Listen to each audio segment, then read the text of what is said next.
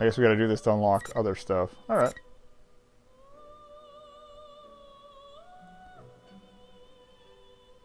I don't want the CPU to fight for me.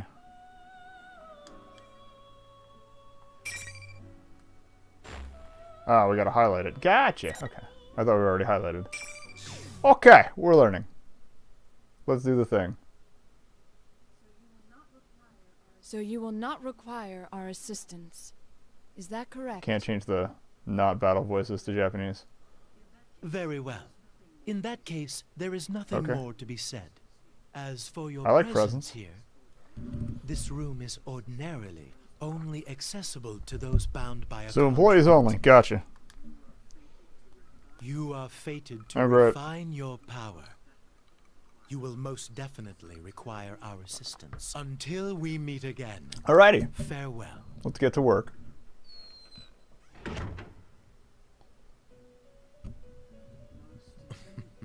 Most intriguing. Are Oh, you they actually certain animated the about this? lips. Our Thumbs up. domain is indivisible from the destiny of our guests. Nothing meaningless happens in this room, which can only mean that the fate of our visitor just now will be... Margaret? Pardon. I spoke out of turn. We are only allowed to watch over and assist those guests who are bound by the terms of the contract. Indeed. So, the young man Yu Narukami is tied to our Great. recent guest's fate.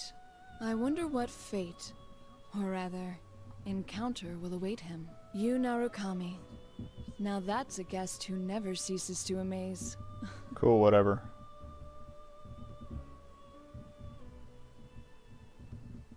Again, I have like no context for any of this. I vaguely know about the channel thing. And that June's is the best theme song. Alright, it's May 5th, day after we saw Labyrinth and the Shadow Operatives off. We're in the corner of the chaotic as usual June's food court.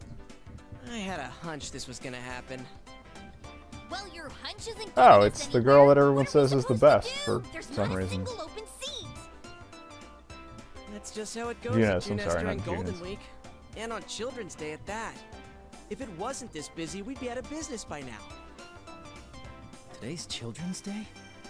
Huh? I should have brought Nanako. That's what you're worried about? Watching the kids run around, I think back to Nanako's face when I told her I'd be going out. She looked like she wanted to say something. Too bad I didn't ask her about it. But given what we came to talk about, I couldn't take her with me. I wonder if she's watching TV alone now, like she usually does. Yo, Senpai! I got us some seats. Ooh, good job, Kanji. That's pretty impressive, Kanji. Teddy rolls. Especially for you. Damn it, Ted. Leave the especially for you part out next time. All right, break it up. No fighting, guys. Let's go, Yukun. Right. With Yukio spurring us on, we moved to the seats Kanji saved. There's a table for 4 with 6 chairs he found somewhere.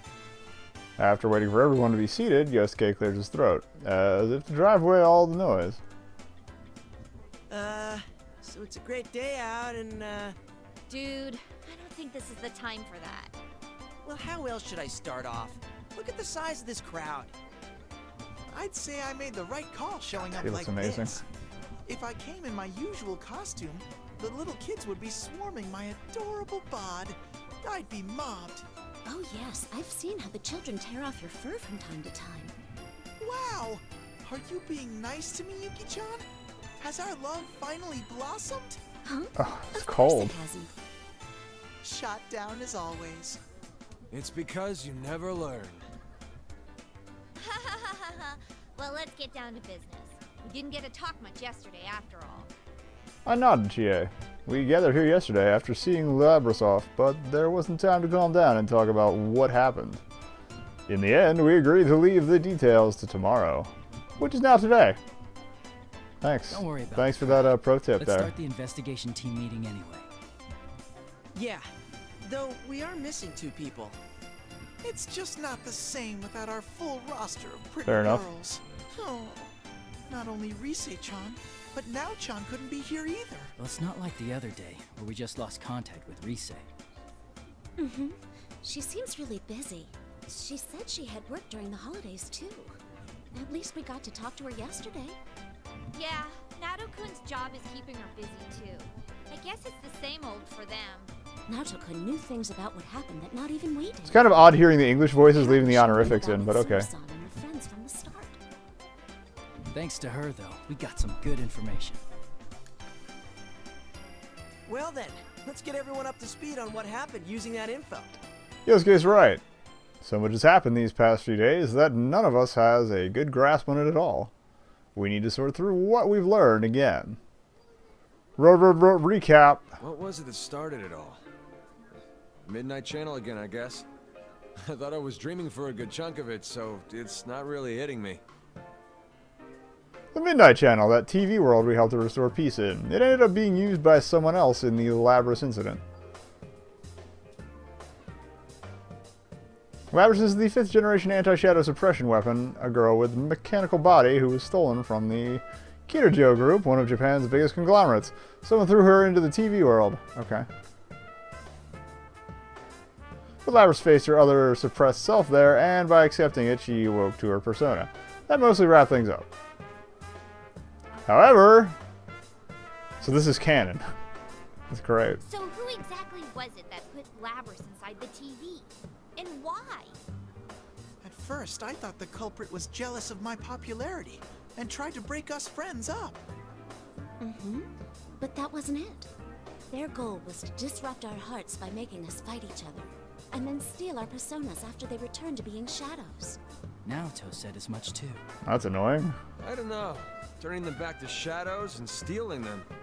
That doesn't sound like something just anyone could. If I remember correctly, you're supposed the shadow versions you have to fight yourself, Was using that or method versions to of try everybody and to get the personas for everything.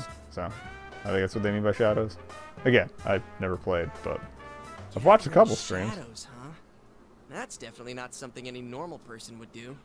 The atmosphere darkens after Yosuke's remark. During the silence, I recall the events leading up to yesterday. We had once again entered the TV world to figure out why the Midnight Channel was broadcasting again. We found there was a strange fighting tournament called the P1 Grand Prix. The heart of it was Labras. Having gone through several severe trials as a weapon with a heart, she gave birth to a shadow, a suppressed version of herself, which twisted her dream of wanting to be a normal schoolgirl. It all resulted in the P1 Grand Prix designed to pit people against their friends. Okay. So, did the whole game already happen, or are we doing it again, or what? After we entered the TV, we got wrapped up in the battle just like Labras' shadow planned, and we were forced to fight one another. But we also met members of a mysterious organization known as the Shadow Operatives, who were in search of Labras, and their leader, Mitsuru Kirijo, who was the CEO of the Kirijo Group. It was with their help that we conquered the tournament. They were using the power of personas before we were. It was reassuring in a way to meet people who deal with shadows day in and day out. So are they Persona 3 characters? But the case isn't over yet. We couldn't find out why the culprit put Labras in the TV to begin with. We don't even know who did it. Mitsuru-san and her people seem to have some idea, but that doesn't mean we can ignore what happened in our town.